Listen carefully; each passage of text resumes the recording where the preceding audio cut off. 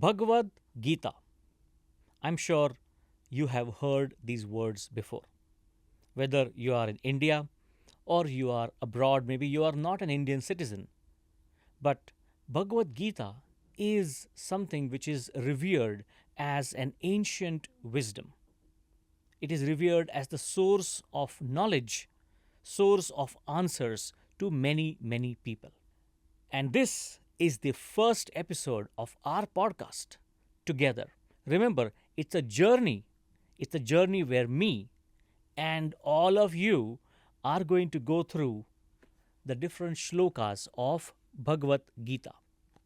Now, what does it mean? What does this word mean?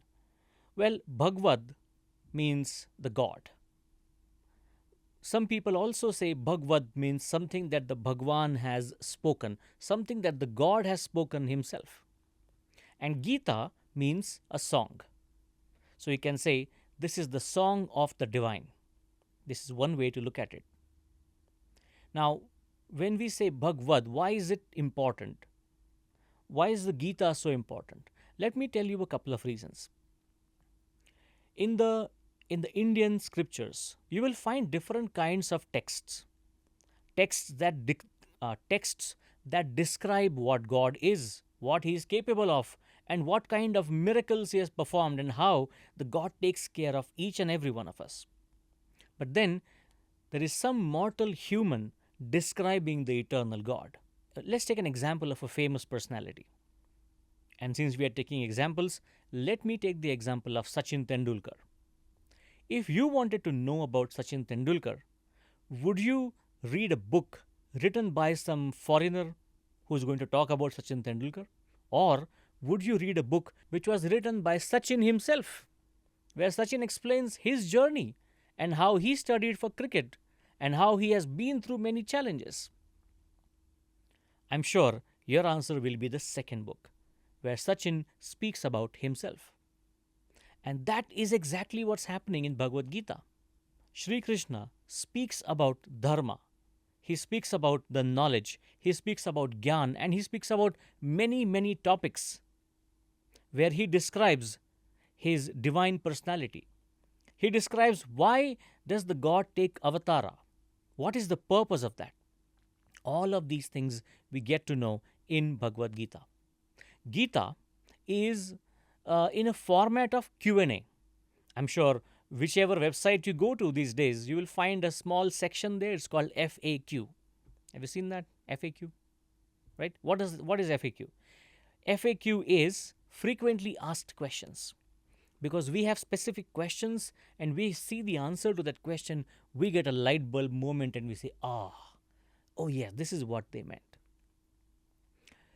In a very similar manner, in Bhagavad Gita, we have Arjun, who asks various questions to Krishna, and Krishna continues to answer those questions. In our scriptures, this Q&A format is quite common. If you look at Ramcharitmanas or the Ramayana, over there you will find Parvati is asking the questions and Ishvara or Shankar gives her the answer in the form of the beautiful story of Ramayana. If you look at the other mega scripture which is really revered and it is done puja of by so many people, that is Srimad Bhagavat. Srimad Bhagavat is also a conversation. This is where Parikshit, the king, is asking questions to Shukadev, and Shukadev answers individual questions, and that becomes the Srimad Bhagavat. So we are going to look at Gita in this Q&A format.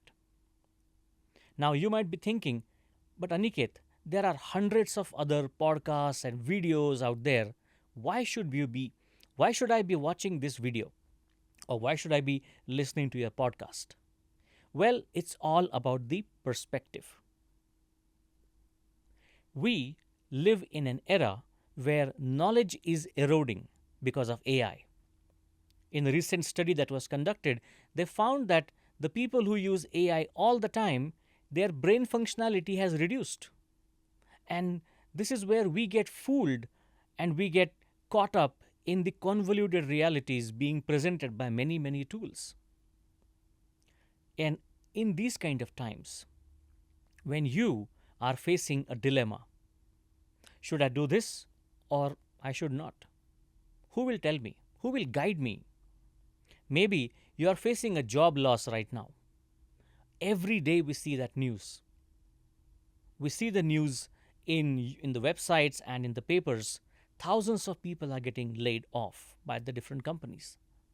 If you are getting laid off, in that case, what is the state of your mind?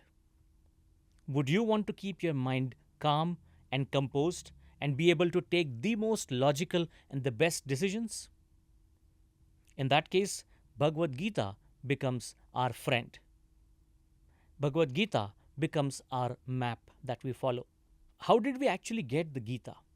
Was it written by some sage? How did we actually get access to it? Well, Gita is a part of Mahabharata.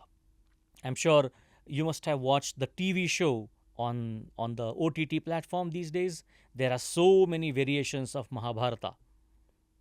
Now, in Mahabharata, there are different kinds of chapters.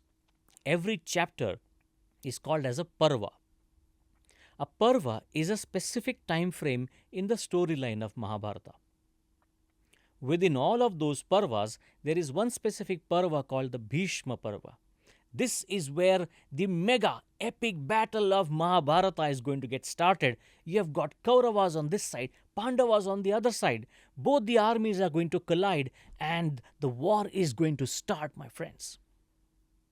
And just when the war was about to start, that is when Arjuna starts to have cold feet. That's when he starts to develop a feeling that maybe I should not be fighting this war. He wants to run away from the war. People will call me cowards. Let them do that. I don't care. When I'm showing my back to the enemy and running back, they will hit you on your back and they will kill you. And your fame will be gone. Arjuna says, I don't care. When you or when anyone is in that kind of a mode, when their mind is shutting down, then you need a friend like Krishna who will listen to you and also give you the right advice. Today, we don't have Krishna with us, but we have Gita with us. The divine words that Krishna had spoken, the frequencies that he had generated, you can get tuned with that energy as you chant the shlokas of Gita. I remember when I was growing up, I used to listen to the English songs. And back then, we did not have all of these fancy gear. We used to have cassettes. And in those cassettes, we used to listen to the English songs. I had no idea what the lyrics meant. But me, my sister, and I were crazy about an album called Venga Boys. We did not understand anything what it meant, but we loved the music, the beats, and the kind of tune it had. But imagine if your favorite song is just being read out with no tunes about it. Imagine what it feels like. Let me give you a demo. First things first. I must say that all the words inside my head, I am fired up and tired of the way things have been. Oh. Did you enjoy that? I'm sure you did not.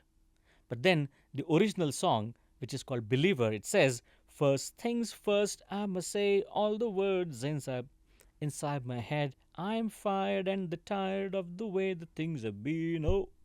Well, I'm not a singer, but you get the point. The point is that when you get the tune of the song, at that moment, you start enjoying that song. You are in the same energy frequency as Ed Sheeran was when he was singing that song. In a way, you are matching the energy of Ed Sheeran. Why am I suddenly talking about Ed Sheeran? Isn't this supposed to be a Bhagavad Gita podcast? Well, don't think that I have lost the focus of this podcast here. The reason I was talking about it is that the shlokas are also of the same way. When you look at a shloka and you say it in a very dry manner, you don't want to repeat it again and again. But when you put the tune around it, it becomes beautiful. Let me give you a quick demo. So, one shloka, I'm looking at chapter 3 or the third adhyaya, and within the third adhyaya, I am looking at the 35th shloka. And if we were to use the numbering style, which is very similar to Bible, then it's going to become like 3.35. That's the shloka I'm looking at, and it goes something like this. Without the tune, it's going to be Shreyan Swadharmo Vigunaha Paradharmat Swanushthitat Swadharme Nidhanam Shreya Paradharmo Bhayavaha. Very serious. Now, how do you bring a tune about this? The tune goes like Shreyan Swadharmo Vigunaha Paradharmat Swanushthitat Swadharme Nidhanam Shreya Paradharmo Bhayavaha. When you know where to get your voice up, where to bring the voice down, where to take the pause, that shloka becomes beautiful. And any kind of a scripture you take, any kind of a shloka you take, it's going to get started like that. You get introduced to the shloka, you keep chanting it a few times, and as you are chanting it for the 17th time, you get a flashlight moment in your mind and you understand, hey, this is what it meant. Paradharma bhaya vahaha. Oh, okay. Maybe I should know more about this. Maybe it applies to me because I am confused. Because if you look at that shloka 3.35, this shloka said that whichever is your dharma, that dharma is something that you should do with the best quality. And if something which is called as a paradharma, somebody else's job, somebody else's tasks, even though they might seem lucrative to you, you should not go behind that. So imagine you're watching a cookery show, a cooking show, the Master Chef, and you saw one of the chefs creating a beautiful pastry. And looking at that pastry, you are fired up. You are like, hey, I'm going to be a chef too. But guess what? The next week, when you watch an interior designer video, who do you want to become? An interior designer. But you need to remember, what is the task that you have been sent to do? Is it cybersecurity? Is it video editing? Is it sound engineering? Is it about painting? Is it about creating architecture? What is your dharma? These are the kind of concepts that we are going to delve deeper into as a part of this podcast. We are going to have one episode every week. And in every episode, we are going to look at different aspects of Gita. For example, in the next episode, we are going to talk about how do you choose a book. Because while you can read Gita online, there are multiple websites for it, but there are many of us who likes the touch and feel of a book. You want to hold a book in your hand, open the book, smell the book, and now you feel like, okay, you're going to get started on the journey. So how do you really choose a book? That is going to be our episode number 2. In the further episodes, we are going to explore the shlokas, their meaning, their application, and moreover, your questions as well. So please feel free to put your questions in the comment box. Here are a few questions I have already received, because when I told my friends I'm going to conduct or I'm going to start recording a podcast on Bhagavad Gita, all of my friends suddenly had that ting, that question mark symbol on top of their head. And all of my 5 friends had multiple question marks already floating. And they started to text me their questions. Because my friends, Q&A has been the format, as I just said, in the Gita, in Srimad Bhagavad, in Ramayana. So your questions are the ones which will help us to steer in the right directions, to steer in the right direction. If you have an experience, if you have a shloka where you feel like that shloka changed my life, I was in a dilemma, I went through Gita and I found my answer. If you have been through that light bulb moment, please share that with us as well. So, in the first episode, I think this is it, because I am super pumped for our next episode. So, my dear friends, I hope you liked our first episode of Bhagavad Gita's podcast, that is Govind Gita.